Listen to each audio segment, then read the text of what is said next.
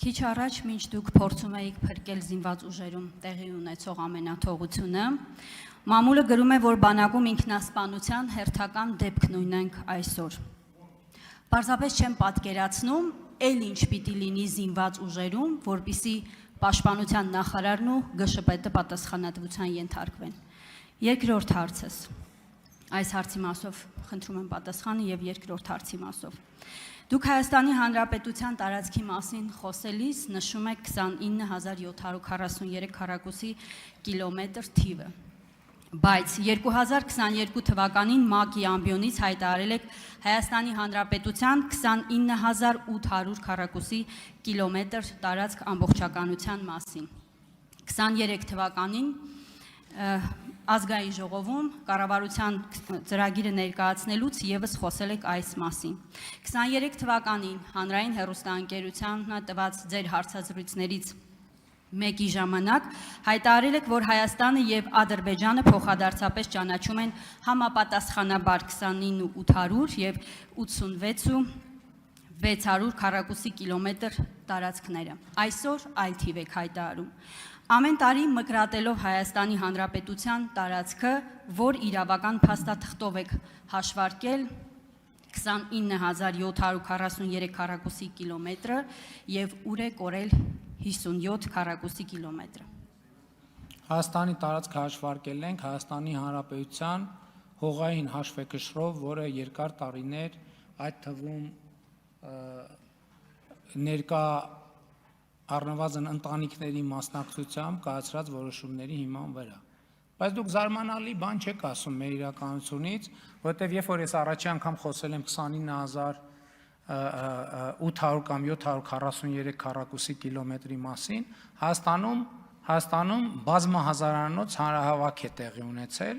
որովհետև Հայաստանի Հանրապետության քաղաքացիները պատկերացում չեն ունեցել։ Մի մասը ասել է, որ այս նշանակում է, որ Սյունիքն ու Վայոց ձորը հանձնում ենք, մի մասը, այսինքն հասկանում եք, մենք դա այդքան էլ լավ չի հնչում, բայց մենք պետք է առերեսվենք, որ մենք մեր պետության մասին բավարար գիտելիքներ չենք ունեցել։ Սկսել ենք հետաքրքրվել մի քիչ պահի, երբ որ առերեսվել ենք այդ փաստի հետ, թերթել ենք եւ իրավական հիմնավորումների հետ ենք խնդիր ունեցել այդ թվում, ձեր ասած, որովհետեւ ինչի է թվում, թե այդ հարցերը, որոնք դուք բարձրացնում եք հիմա, ժամանակին մեզ չի հետաքրքրել, այդ հարցերը չեն ծագել մեր առաջ, եւ մենք գնացել ենք այդ հարցերի հետևից, պատասխանները ստացել ենք, եւ երբ որ արդեն նաեւ դե յուրե պարտադիր իրավական ուժ ունեցող որոշումներ են ձևավորվել եւ ձևակերպվել, նկատի ունեմ մասնավորապես Հայաստանի եւ Ադրբեջանի սահմանազատման հանձնաժողովների համատեղ աշխատանքի մասին կանոնակարգը, որը Հայաստանի եւ Ադրբեջանի կողմից ոչ միայն ստորագրվել է, այլև երկու երկրներում վավերացման ընթացակարգ է անցել։ Այսինքն այսօր Հայաստանի Հանրապետությունը եւ Ադրբեջանի Հանրապետությունը ունեն իրավական պարտադիր ուժ ունեցող համատեղ ստորագրված թուղթ։ Եվ այդ թղթում արձանագրվում է, որ Ալմատի հռչակագիրը 1991 թվականի երկու երկրների սահմանազատման բազային սկզբունքն է։ Եվ որ սա արձանագրվել է, արդեն մենք ունեցել ենք հենման կետ մեր ասելիքների անորոշությունները փուլ նվազեցնելու եւ իրան բերելու մաքսիմալ կոնկրետության։ Ոնց են գնացել մաքսիմալ կոնկրետության։ Բացել ենք Հայաստանի հողային հաշվեկշիռը, մեզնից առաջ ընդունվածները, եւ գնացել ենք, հասել ենք, թե դե յուրե իրավական ուժ ունեցող քարտեզները որոնք արտահայտում են 1991 թվականին Ալմատի հռչակագրի ընդունման պահին արկա իրավիճակը։ Հասել ենք այդ քարտեզներին։ Այո, տեսել եք, որ այդ քարտեզների վրա կան էքսկլավ անկլավային խնդիրներ։ Եվ մեզ առաջ, ով ասում այդ հարցը մենակ ձեր մոտ է ծագել։ Մեր մոտ էլ է ծագել։ Էսա որ արձագանք եք, կշարունակեմ պատասխանել։ Արձագանք։ Բանակում տիրող բարոյահոգեբանական ճգնաժամին չանդրադարձակ, Ալմատի հռչակագրի մասով կարող ենք արձանագրել, որ այնտեղ ոչ քարտեզ կա, ոչ թիվ, բայց եթե քննարկենք դե յուրե եւ դե ֆակտո աշխատանքների համատեքստում, դե յուրե հնչեցնում եք 29743 քառակուսի կիլոմետրը։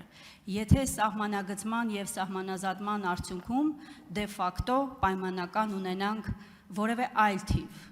որը որ ըստ էության կհակասի Հայաստանի Հանրապետության տարածքային ամբողջականությանը, որն է լինելու ձեր գործողությունը։ Դուք պաշտպանելու եք Հայաստանի Հանրապետության տարածքային ամբողջականությունը եւ Հայաստանի Հանրապետության պետական շահը, եթե հողի վրա ունենանք այլ թիվ։ Եթե Հայաստանի Հանրապետության տարածքը չի արձանագրվելու, այդ process-ը իմաստ չունի։ Բնականաբար անսակարկելի է Հայաստանի միջազգայինորեն ճանաչված տարածքի արձանագրումը, այսինքն այդտեղ քննարկելու բան էլ չկա, այդտեղ հարցնելու եւ պատասխանելու բան էլ չկա։